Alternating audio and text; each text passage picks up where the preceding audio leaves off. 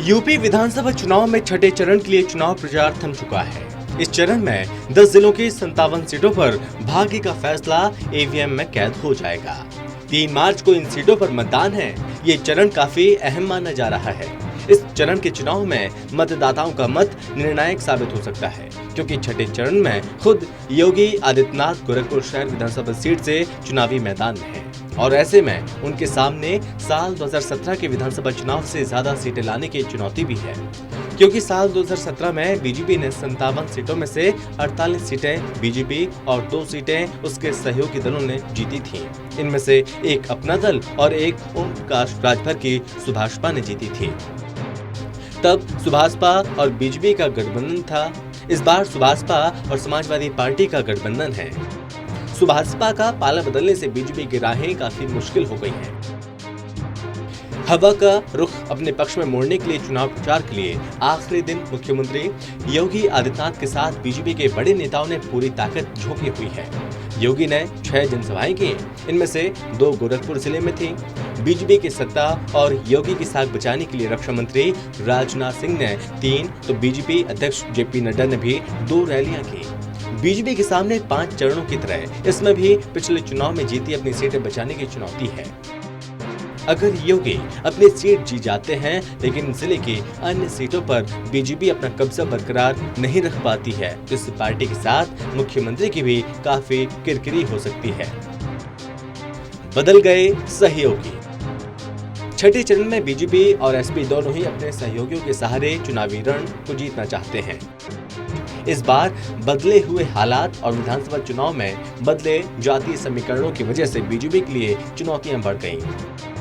पहले ओम प्रकाश राजभर की Suheldev Bharatiya Samaj party BJP के साथ थी।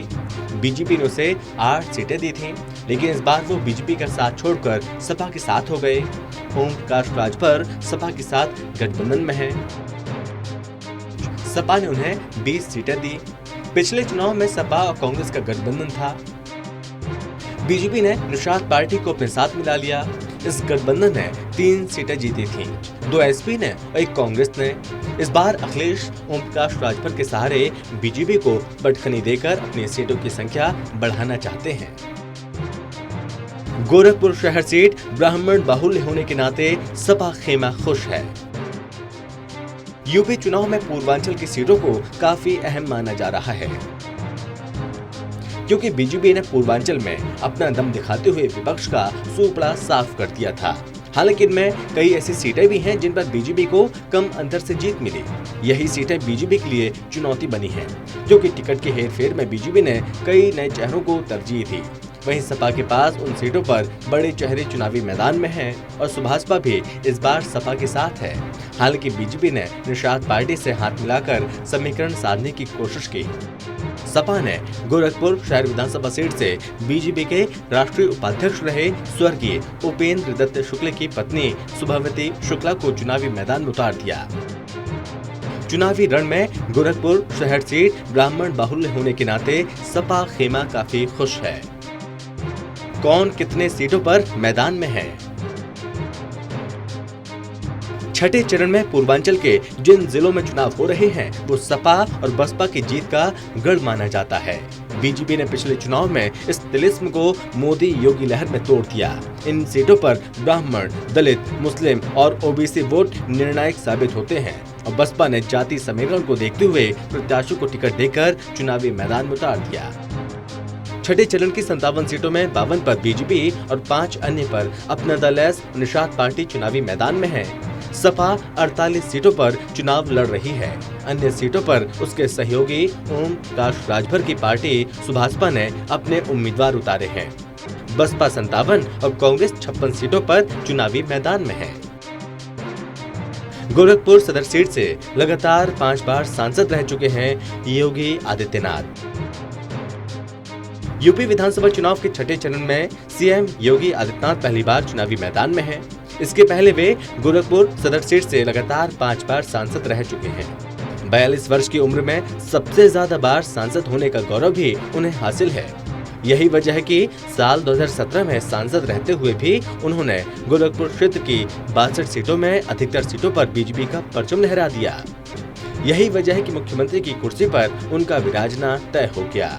वे मुख्यमंत्री बने और 5 साल के कामकाज का लेखा जोखा लेकर बीजेपी एक बार फिर से 2022 के विधानसभा चुनाव के रण में जनता जनार्दन के सामने पहुंच गई है।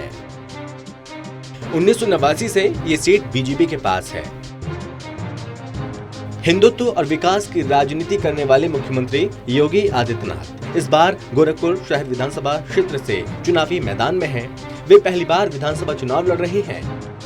इसके पहले इस सीट पर डॉक्टर राधा मोहन दास अग्रवाल ने लगातार 4 बार जीत हासिल की और जनता का विश्वास जीता। साल 1989 से ये सीट बीजेपी के पास है।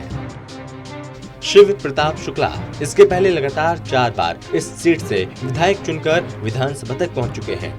हम बात कर रहे हैं इस साल 2022 के विधानसभा चुनाव में मुख्यमंत्री योगी आदित्यनाथ के साथ की, क्योंकि वे खुद पहली बार चुनावी मैदान में हैं। उनके ऊपर ज्यादा से ज्यादा सीटों पर जीत हासिल करने की जिम्मेदारी भी है।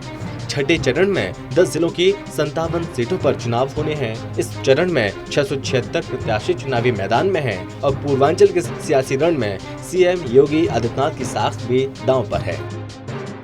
योगी समेत कई दिग्गजों की साख दांव पर। छठे चरण में मुख्यमंत्री योगी आदित्यनाथ सहित आधा दर्जन मंत्रियों की साख दांव पर लगी है। योगी सरकार में मंत्री सतीश द्विवेदी, सूर्य प्रताप शाही, उपेंद्र तिवारी, श्रीराम चौहान, जय प्रताप सिंह, जयप्रकाश निषाद और राम स्वरूप शुक्ला मुख्य हैं। इनके अलावा नेता प्रतिपक्ष राम गोविंद चौधरी, विधानसभा के पूर्व अध्यक्ष माता प्रसाद पांडे, बसपा छोड़ सपा में आए लालजी वर्मा, राम अचल राजभर, पूर्व मंत्री राम मूर्ति वर्मा, राजकिशोर सिंह, स्वामी प्रसाद मौर्य और कांग्रेस के प्रदेश अध्यक्ष अजय कुमार लल्लू समेत कई अन्य को अग्नि परीक्षा से गुजरना है। फिलहाल छठे चरण में सीएम योगी समेत उनकी सरकार के कई मंत्रियों और बड़े नेताओं की भी साख दांव पर लगी है।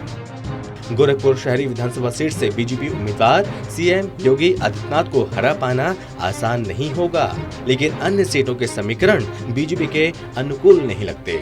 इतना ही नहीं, कई सीटों पर मायावती ने बीजेपी और सपा के दल बदलू को टिकट देकर चुनावी मुकाबले को त्रिकोणीय बना दिया।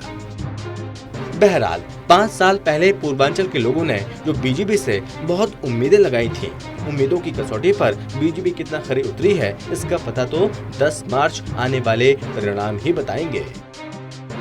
Special desk, total TV.